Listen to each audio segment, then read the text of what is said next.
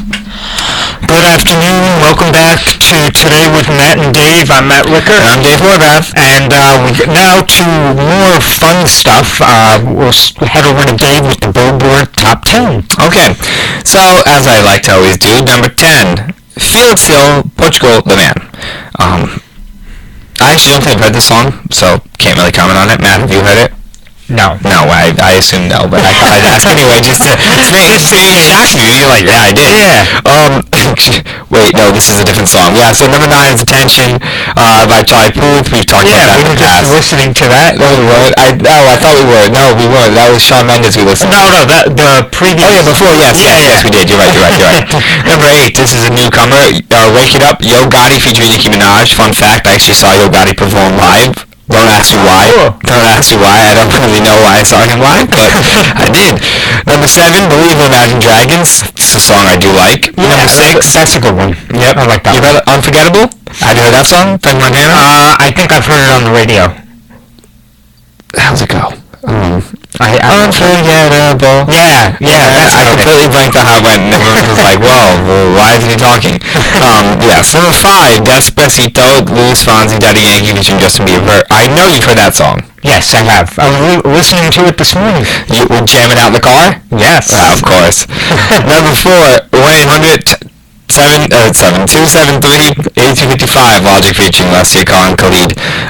Those talk about a good song. I really like the statement that Logic is making with that song, and funny enough, it ties into our first segment. We talked about mental illness and how it's just not talked about, and finally someone did a song about it, which is nice because it hit the masses, and he made a very strong stance. He made a very strong stance on it, so it's nice. Number 3, Look What You Made Me Do, also known as Taylor Swift's rip-off of I'm Too Sexy in My Shirt, but that's side. Number 2, this is a newcomer. This song, very much like. This song will be number 1 next week, I have a feeling. It's Rockstar by Post Malone and 21 Savage. I don't know if you heard that. I don't think so. Very good song. I gotta listen to all these songs before next week. Number 1, Bodak Yellow, Money Moves by Cardi B. Now, you've heard this song, right? I believe so. Definitely bad. We can't say it on the air because it's too much profanity, but I definitely, you had to have heard that song. I think I heard that on the radio as well. So, Matt, we're going to go now. What's the number 1 song of this week of last year? I'm going to give you one hint. It was the same as last week. Oh, shoot. Work by Rihanna. No, Work hasn't been relevant since last semester. Alright, give me the author. I mean, the Chainsmokers. Chainsmokers. Shoot. I forget. I give up. One day we'll get it, and I won't tell them like last week. Closer by the Chainsmokers. Yuli just says hello, so hello Ulysses. Me and I say hi, and then Danny says Dave. What's up? I don't know why he's saying Dave. Is that all you're saying? Is there more of a comment coming? I guess not. But yes, closer by the Chainsmokers. Next week, if you say Work by Rihanna, I think I'm going to have to leave mid-segment. And I'm going to have to just sign off mid-segment. But I'll keep the live stream will stay up, but you'll just see me walk out the door and not come back. Because Work hasn't been relevant since. I was going to say The Weeknd. The Weeknd is even less relevant. That's even a longer time. Listen, thank God you didn't say The Weeknd. But we're going to go now into the box office as our episode comes to a end. So, top 5. Well, one newcomer did well, the other one did complete and utter destruction. Flatliners came in at number 5 at $6.5 million, came way under budget. Yes, it's a $19 million budget, but it's not gonna. The reviews were horrible. I mean, it got. I don't know for starters, it was a part of a series, not a sequel, but there was a movie called Flatliners from 1990 with Kiefer Sutherland. Did not know that. Actually, there was a lot of really good actors in that film, but it did not know this was part of the same. This is a remake. But yes, it is. So that was interesting, but it had tanked and the reviews have been horrible for it. Number 4, the Lego Ninjago movie came in $11.6 million, 43% drop, pretty good drop so far. Number 3, this is a newcomer, American made $16.7 million. Great start for a $50 million budget.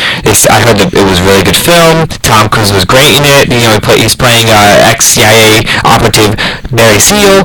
Definitely, I've heard to watch it. And then the top 2. Now, this came down to a neck and neck. There's not 3 really. They all came in at $16 million, just a little bit different prices. But the best was, it came in at number 2 at million, and Kingsman came in at number 1 at $16.93 million. So we're talking $32,000 was the difference between first and second place. That's very close. That doesn't ever happen with your top 1 and 2. But it dropped 43%, and Kingsman dropped 56%. It's made $290 million in the United States on a $35 million budget through 4 weeks, where Kingsman has made $66 million on a $104 million budget through 2 weeks. Wow, it's still surviving strong. Yeah. This week, still want to see it. This week, though, I would love to see it. This week, it's definitely going to drop off because there's a couple good movies coming out. Matt, I'm going to let you take the first one because your first film, not that one, but the other one. Matt, you got to mention this one first. I was hysterical. So the first movie that's upcoming is called My Little Pony, the movie.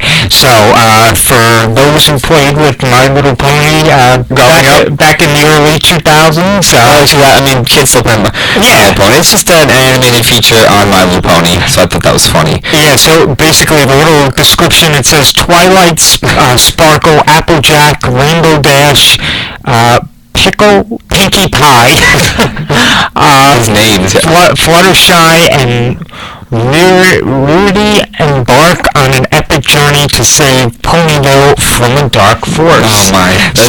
So pretty much what they're saying is My Little Pony is real dark and deceiving. The next movie coming out, The Mountain Between Us. It's starring Idris Elba and Kate Winslet. It's stranded on a mountain after a tragic plane crash. Two strangers must work together to endure extreme elements of remote snow-covered terrain. Realizing that help is not on the way, they embark on a perilous journey across hundreds of miles of wilderness, pushing each other to survive, discovering inner strength. I happen to like both these actors. I think it's going to be a decent film. We'll see how it ends up coming out, but I'm hoping it does decent. It's 3,000 theaters, so we're talking probably a halfway decent opening. Alright, so the next one that's coming out is called The Stray. This one seems like a good one. Members of the Davis family are going through a hard time when a stray dog, Pluto, comes into their life and in just a short time saves a toddler, brings comfort to a 9-year-old boy, restores a marriage, and repairs a broken father-son relationship. That's all from those happy, feel-good family dramas. So that seems like a good one to check out as well. And the last film we're going to bring up, and I want to say this one for last because everything I've read on it, everyone who's seen it has talked about Best Picture of the Year, one of the best looking films ever. I mean, the critics love it, audiences have loved it, and it's Blade Runner 2049. It's set 30 years after the first Blade Runner. Ryan Gosling takes on the title role. Officer K is a new Blade Runner for the Los Angeles Police Department, unearths a long-buried secret that has the potential to plunge what's left of society into chaos. The discovery leads him to find Rick Deckard, played by Harrison Ford, a former Blade Runner who's been missing for 30 years. So, anyone who's ever seen the first Blade Runner, you probably saw it and were like, what the heck is this? I hate this film. But it's a masterpiece, and I'll tell you why it's a masterpiece. You can watch it a few times. Ridley Scott makes one of the greatest science fiction films of all time. And I'm blanking out the first Blade Runner came out, so now I actually have to look it up because I can't just talk about it without mentioning when it came out, the first Blade Runner. First Blade Runner came out in 1982. So we're talking 35 years ago, and it set up so many future sci-fi films because of how great it was. And it was one of those, you kind of watch it more than once to understand it. I've watched it 3 different times, and I've understood it now about how great it is and how amazing. Then we have, his name's not Dennis. I'm not sure how you say his first name. He's made movies like Arrival, Prisoners. It's spelled like Dennis, but it's not. He's. Oh, I know which one. How do you say his name? I don't know either. He made Prisoners, Arrival. He's becoming one of the great new wave directors, because I guess the question's been, as the Scorseses, the Spielbergs, the Coppolas, they get older. Who's going to take over that? Who's going to come in and be that next great thing? We have Tarantino, but Tarantino takes about 15 years to make a movie. But they are great. But Tarantino is kind of the only one.